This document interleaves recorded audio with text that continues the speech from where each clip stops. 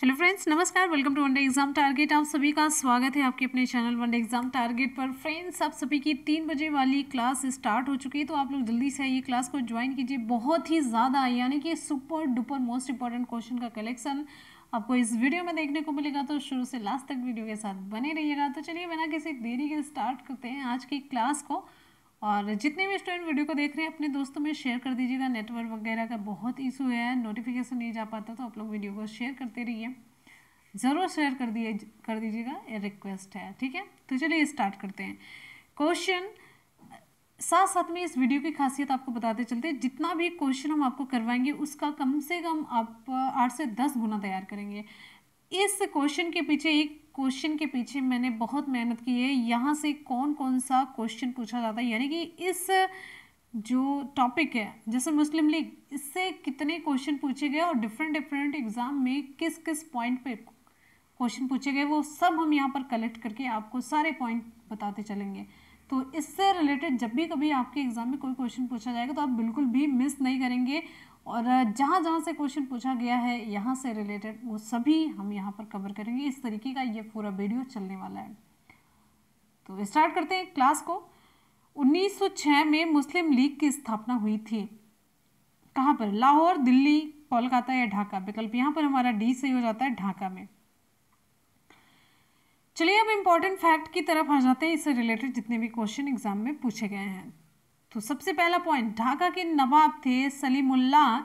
इनके नेतृत्व में 30 दिसंबर, कब? 30 दिसंबर 1906 को ढाका में आयोजित बैठक में अखिल भारतीय मुस्लिम लीग की स्थापना की घोषणा की गई। क्लियर।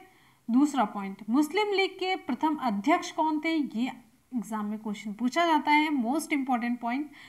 तो मुस्लिम लीग के प्रथम अध्यक्ष वकार उल मुल्क मुश्ताक हुसैन थे, ठीक है, ये थे। और नवाब सलीमुल्लाह इसके संस्थापक अध्यक्ष थे, ध्यान रखिएगा, ठीक है। और इस लीग की यानी कि मुस्लिम लीग की स्थापना का उद्देश्य क्या था, ये इंपॉर्टेंट। तो मुस्लिम लीग की स्थापना का मुख्य उद्देश्य ब्रिटिश सरकार के प्रति मुसलमानों में निष्ठा को बढ़ावा देना था, यानी कि ब्रिटिश सरकार के प्रति मुसलमानों में निष्ठा को बढ़ाना, मुसलमानों के राजनैतिक अधिकारों की रक्षा करना और भारतीय राष्ट्रीय कांग्रेस के प्रति मुसलमानों में घृणा फैलाना था। ये इसका उद्देश्य था मुस्लिम लीग की स्थापना का। फिर 1908 में, 1906 के बाद 6 में स्थापना हुई और 1908 में मुस्लिम लीग का स्थायी अध्यक्ष किसे बना दिया गया? Most important point. तो 1908 में आगा खां को मुस्लिम लीग का स्थायी अध्यक्ष बनाया गया, ठीक है। और एक क्वेश्चन पूछा गया कि मुस्लिम लीग की स्थापना में, चलिए हम डायरेक्ट उत्तर ही बताते हैं आपको पॉइंट के रूप में। मुस्लिम लीग की स्थापना में अलीगढ़ कॉलेज के प्रिंसिपल WAV आर्कवोल्ड और सेक्रेटरी मोहसिन उल मुल्क की प्रमुख भूमिका थी। और सबसे ज्यादा इंपॉर्टेंट क्वेश्चन यहाँ पर, लंदन में मुस्लिम लीग शाखा के अध्यक्ष कौन थे? तो ये थे अध्यक्ष सर अमीर अली। इतने पॉइंट मैंने नोट किए, इतने क्वेश्चन एग्जाम में पूछे गए हैं और इससे ज़्यादा यहाँ से कोई क्वेश्चन नहीं पूछा जाएगा। तो चलिए अगले क्वेश्चन पर चलते हैं। यहाँ पर आपको ये नहीं ध्यान रखना कि हमारा एक ही क्वेश्चन तैयार हुआ, आपको ये ध्यान रखना कि आपके कितने पॉइंट तैयार हुए, कितना क्वेश्चन तैयार हुआ, ठीक। चलिए आ जाते हैं नेक्स्ट क्वेश्चन पर। तो सभी स्टूडेंट एक बार फटाफट से वीडियो को लाइक करेंगे। अगला क्वेश्चन है, निम्न में से किस एक को लाला लाजपत राय ने अपना राजनीतिक गुरु माना था? चलिए आ जाइए अगले क्वेश्चन पर आ जाइए। विकल्प यहां पर हमारा सही हो जाता है ऑप्शन डी, मैजिनी को। बहुत ही यूनिक क्वेश्चन आपको देखने को मिलेगा इस वीडियो में, विकल्प डी सही हो जाता है। लाला लाजपत राय मैजिनी को अपना राजनीतिक गुरु मानते थे। मैजिनी इतालवी राष्ट्रवादी थे जो 1848 के इटली गणतंत्र के तानाशाह बने। उन्होंने एक स्वतंत्र व एकीकृत इटली की वकालत की थी। तो लाला लाजपत राय ने मैजिनी को, जो कि इतालवी एक तरीके से आप कह सकते हैं राष्ट्रवादी थे, उनको ये अपना गुरु मानते थे। बहुत इंपॉर्टेंट क्वेश्चन है। नेक्स्ट हमारा क्वेश्चन है लाहौर षड्यंत्र कांड में निम्नलिखित में से किस क्रांतिकारी को फांसी नहीं हुई थी? विकल्प कौन सा सही होगा? विकल्प में से ऑप्शन आपका ए सही हो जाता है, बटुकेश्वर दत्त को। लाहौर षड्यंत्र कांड भगत सिंह, सुखदेव और राजगुरु पर चलाया गया था और इन्हें फांसी की सजा दी गई थी। बटुकेश्वर दत्त इसमें शामिल नहीं थे। क्या आप लोग कमेंट सेक्शन में कमेंट करके बता सकते हैं कि इन तीनों को यानी कि भगत सिंह, सुखदेव और राजगुरु को फांसी कब दी गई? अगर पता है तो कमेंट सेक्शन में कमेंट करके बताइए, नहीं पता है तो खोज करके चाहे जैसे भी आप जरूर बताइए। अगर आप लोग मेरी क्लासेस करते होंगे तो आपको जरूर पता होगा। आ जाते हैं नेक्स्ट क्वेश्चन पर। हमारा अगला क्वेश्चन बहुत ही बढ़िया। निम्नलिखित पंक्तियों को किसने लिखा? सरफरोशी की तमन्ना अब हमारे दिल में है, देखना है जोर कितना बाजुए कातिल में है। बिस्मिल, राजगुरु, भगत सिंह या आजाद? विकल्प यहाँ पर हमारा सही हो जाता है ऑप्शन ए, बिस्मिल। तो राम प्रसाद बिस्मिल भारत के एक महान और अमर क्रांतिकारी थे। इनका जन्म कब हुआ था? इनका जन्म हुआ था 1897 में, ठीक है। और 1923 में ये हिंदुस्तान रिपब्लिकन एसोसिएशन से जुड़े और इनकी सैनिक इकाई के ये नेता बने। यानी कि जो ये हिंदुस्तान रिपब्लिकन एसोसिएशन था, इसकी जो सैनिक इकाई थी, इसके नेता बने और 1923 में ये इससे जुड़े थे। और आपको बता दें काकोरी षड्यंत्र जब हुआ था 1925 में, कब ये हुआ था काकोरी षड्यंत्र? 1925 ईस्वी में हुआ था। तो काकोरी षड्यंत्र के तहत इन पर अभियोग चला करके 19 दिसंबर 1927 को फांसी दे दी गई। और आपको बता दें ये जो गीत है सरफरोशी की तमन्ना अब हमारे दिल में है, ये इन्होंने ही लिखा था, राम प्रसाद बिस्मिल ने लिखा था इस गीत को।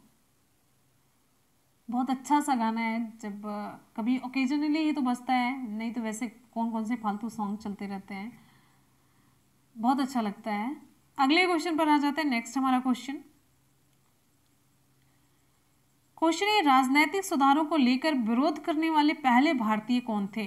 ध्यान रखिएगा, राजनैतिक सुधारों को लेकर के विरोध करने वाले पहले भारतीय कौन थे? सभी नए क्वेश्चन आपको देखने को मिल रहे हैं। विकल्प यहां पर हमारा कौन सा सही होगा? विकल्प सही हो जाता है डी, बाल गंगाधर तिलक। ऑप्शन आपका डी सही हो जाता है, बाल गंगाधर तिलक।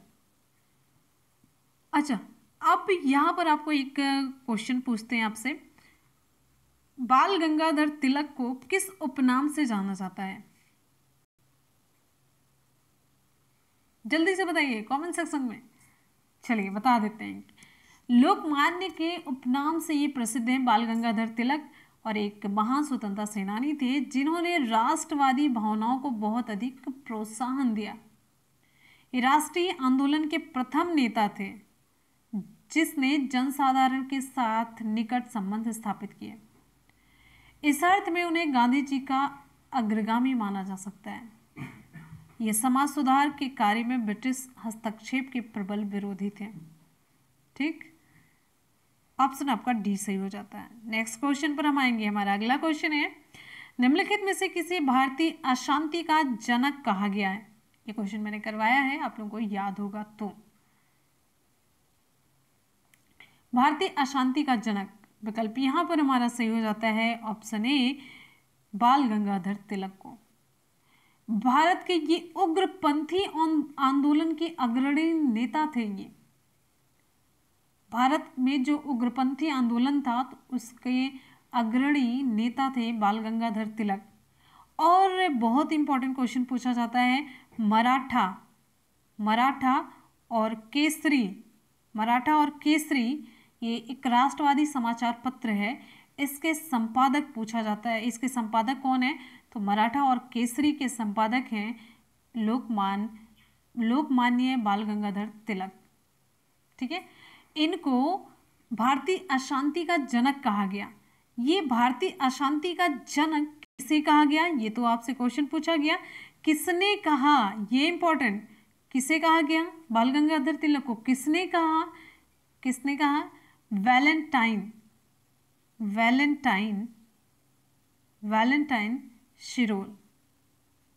शिरोल। ठीक है, वैलेंटाइन शिरोल ने इन्हें भारतीय अशांति का जनक कहा। ठीक है, और आपको बता दें गीता रहस्य नाम की एक पुस्तक है जिसमें पुस्तक के लेखक ने तिलक को अभागा राजनीतिज्ञ भी कहा है। तो गीता रहस्य नामक पुस्तक के लेखक तिलक को अभागा राजनीतिज्ञ भी कहे हैं, तो ये भी इन्हें कहा गया है। अगर कभी क्वेश्चन पूछा जाता है तो आप इसका जवाब यही दे देंगे। ठीक है, अभागा राजनीतिज्ञ किसे कहा जाता है? तो ये भी बाल गंगाधर तिलक को कहा जाता है। और 1905 के स्वदेशी आंदोलन के प्रमुख नेता तिलक ने मार्च 1916 में होम रूल लीग की स्थापना की। 1916 में होम रूल लीग की स्थापना की, और किसके द्वारा की गई? पूछा जा सकता है कि होम रूल लीग की स्थापना किसने की? तो बाल गंगाधर तिलक ने। और 1916 में लीग व कांग्रेस में लखनऊ समझौता भी करवाया। और 1916 में ही बाल गंगाधर तिलक ने घोषणा की थी कि स्वराज्य मेरा जन्म सिद्ध अधिकार है और मैं इसे लेकर रहूंगा। तो आपसे ये भी क्वेश्चन पूछा जाता है, ये कथन किसका है, कोटेशन किसका है? स्वराज्य मेरा जन्म सिद्ध अधिकार है और मैं इसे लेकर के रहूंगा, बाल गंगाधर तिलक ने कहा। और आपको बता दें, बहुत ही आगे जब आप ये देखेंगे तो थोड़ा सा दुखद भी होगा। 1 अगस्त 1920 को, 1916 के बाद 1920 को असहयोग आंदोलन प्रारंभ होने के ही दिन तिलक की मृत्यु हो गई। ठीक है, चलिए, और आपको बता दें उदारवादी नेता थे गोखले। इनकी अध्यक्षता में 1905 में बनारस कांग्रेस अधिवेशन में स्वदेशी आंदोलन का प्रस्ताव पारित हुआ था। और आपको बता दें आज़ाद हिंद फौज के सेनापति सुभाष चंद्र बोस 1938 और 1939 में कांग्रेस अध्यक्ष चुने गए। ठीक है, और गोखले के बारे में मैंने आपको बताया 1905 में जो संपन्न हुआ था बनारस कांग्रेस अधिवेशन में स्वदेशी आंदोलन का प्रस्ताव पारित हुआ था इनकी अध्यक्षता में, गोखले की अध्यक्षता में। ठीक है, तो यहाँ पर कुछ और पॉइंट आपको बताए गोखले और सुभाष चंद्र बोस से रिलेटेड।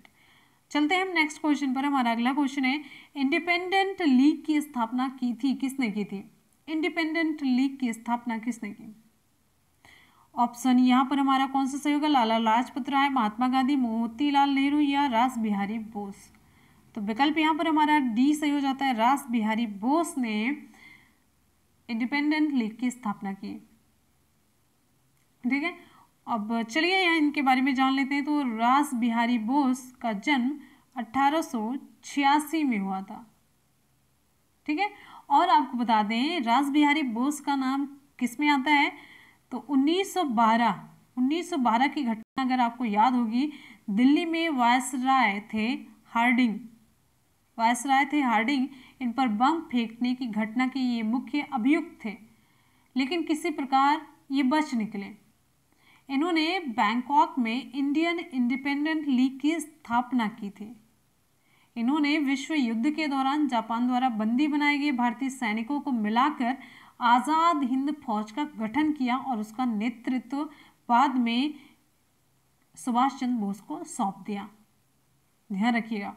और 1945 में ही जापान में इनकी मृत्यु हो गई रास बिहारी बोस की। क्लियर है? सारे पॉइंट आपको समझ में आ रहे हैं कि नहीं आ रहे? क्लियर वे में अच्छे तरीके से समझ में आ रहा है तो जल्दी से आप लोग कमेंट सेक्शन में बताइएगा, और आप दोस्तों में भी शेयर करना बिल्कुल भी ना भूलिएगा। और नए स्टूडेंट चैनल को सब्सक्राइब कर लेंगे इसी तरीके की वीडियो पाने के लिए। अगले क्वेश्चन पर आएंगे। नेक्स्ट हमारा क्वेश्चन बहुत ही फेमस सा क्वेश्चन है, इनकलाब जिंदाबाद का नारा किससे संबंधित है? चंद्रशेखर आजाद, राम प्रसाद बिस्मिल, भगत सिंह या लाला हरदयाल। तो विकल्प यहाँ पर हमारा सही हो जाता है ऑप्शन सी, भगत सिंह। तो भगत सिंह ने मुकदमे की सुनवाई के दौरान क्रांतिकारी इनकलाब जिंदाबाद का नारा लगाते हुए अदालतों में प्रवेश करते थे और साम्राज्यवाद मुर्दाबाद, सर्वहारा जिंदाबाद का नारा लगाते हुए अदालत से ये बाहर आते थे। ठीक है, तो इनकलाब जिंदाबाद जिसकी रचना मोहम्मद इकबाल ने की थी और पहली बार नारे के रूप में भगत सिंह ने प्रयोग किया और इन्होंने ही इस नारे को चर्चित बनाया। ध्यान रखिएगा, इनकलाब जिंदाबाद इसकी रचना की थी मोहम्मद इकबाल ने। ठीक है, इनकलाब जिंदाबाद, लेकिन इसे प्रयोग किया भगत सिंह ने और ये भगत सिंह के ही रूप में ये फेमस हो गया।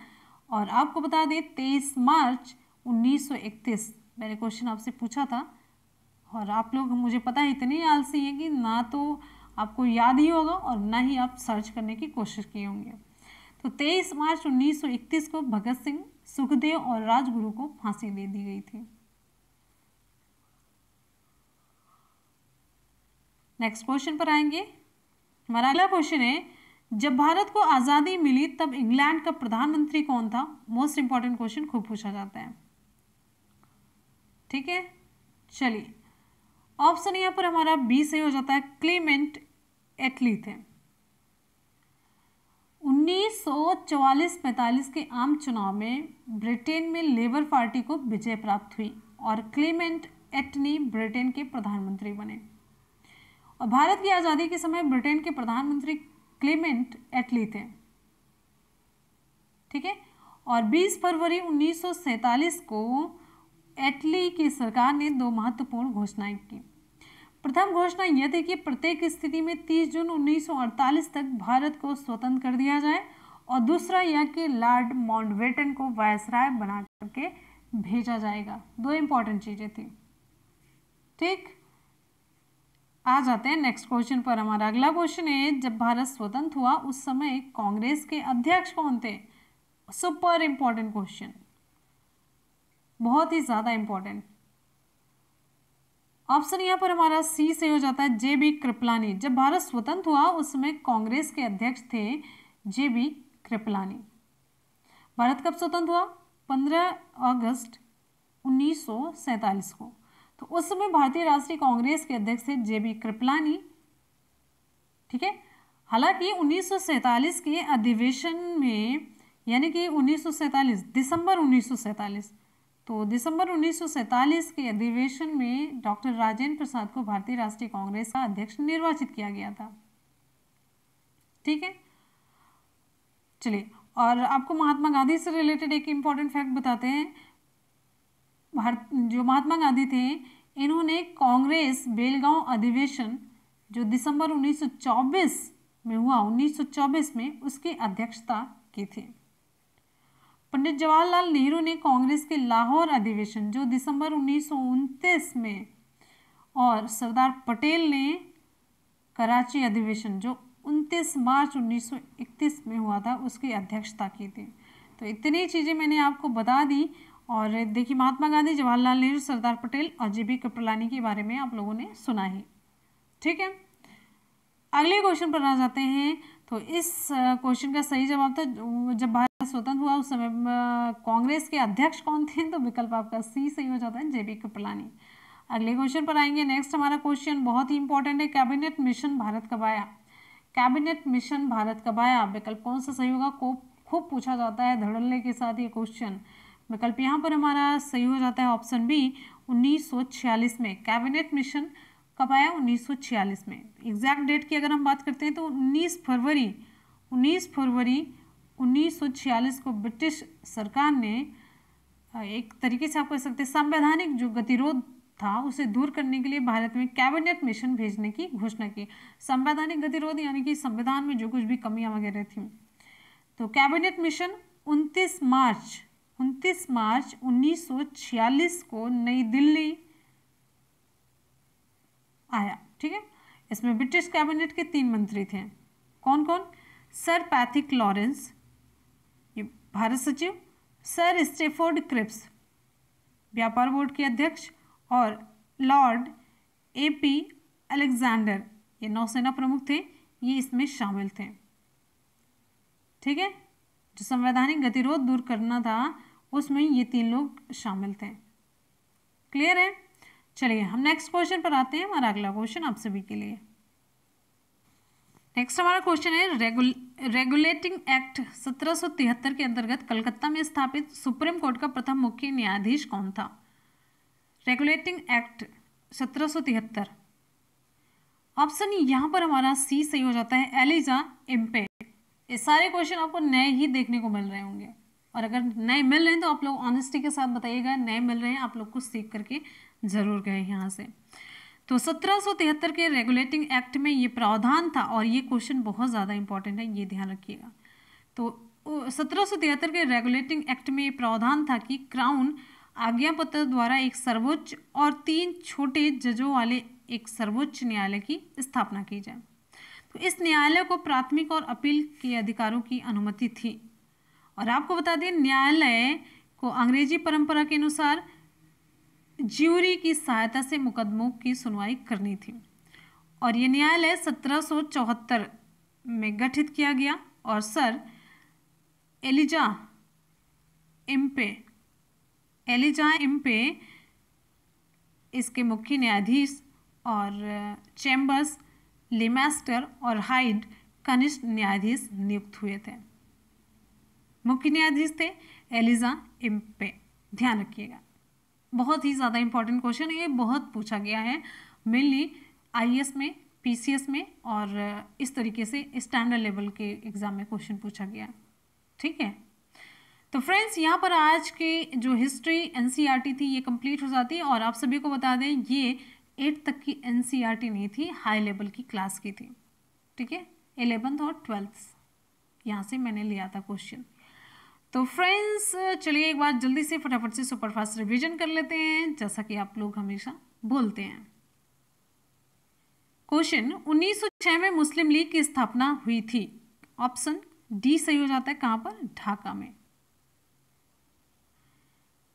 नेक्स्ट है, निम्न में से किस एक को लाला लाजपत राय ने अपना राजनीतिक गुरु माना था? तो विकल्प यहां पर हमारा सही हो जाता है डी, मैजिनी को। नेक्स्ट है, लाहौर षड्यंत्र कांड में निम्नलिखित में से किस क्रांतिकारी को फांसी नहीं हुई थी? ऑप्शन ए हमारा सही हो जाता है बटुकेश्वर दत्त को। अगला क्वेश्चन, निम्नलिखित पंक्तियों को किसने लिखा? सरफरोशी की तमन्ना अब हमारे दिल में है, देखना है जोर कितना बाजुए कातिल में है। ऑप्शन यहाँ पर हमारा कौन सा सही होगा? ऑप्शन ए सही हो जाता है, बिस्मिल, राम प्रसाद बिस्मिल। नेक्स्ट क्वेश्चन है, राजनीतिक सुधारों को लेकर विरोध करने वाले प्रथम भारतीय कौन थे? ऑप्शन हमारा यहाँ पर डी सही हो जाता है, बाल गंगाधर तिलक।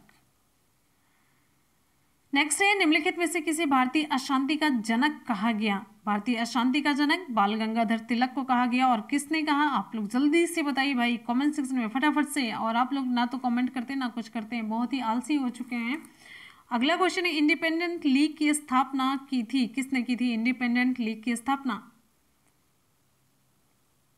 चलिए विकल्प यहाँ पर हमारा सही हो जाता है रास बिहारी बोस ने, ऑप्शन डी सही होता है। ठीक, अगले क्वेश्चन पर आएंगे। नेक्स्ट है, इनकलाब जिंदाबाद का नारा किससे संबंधित है?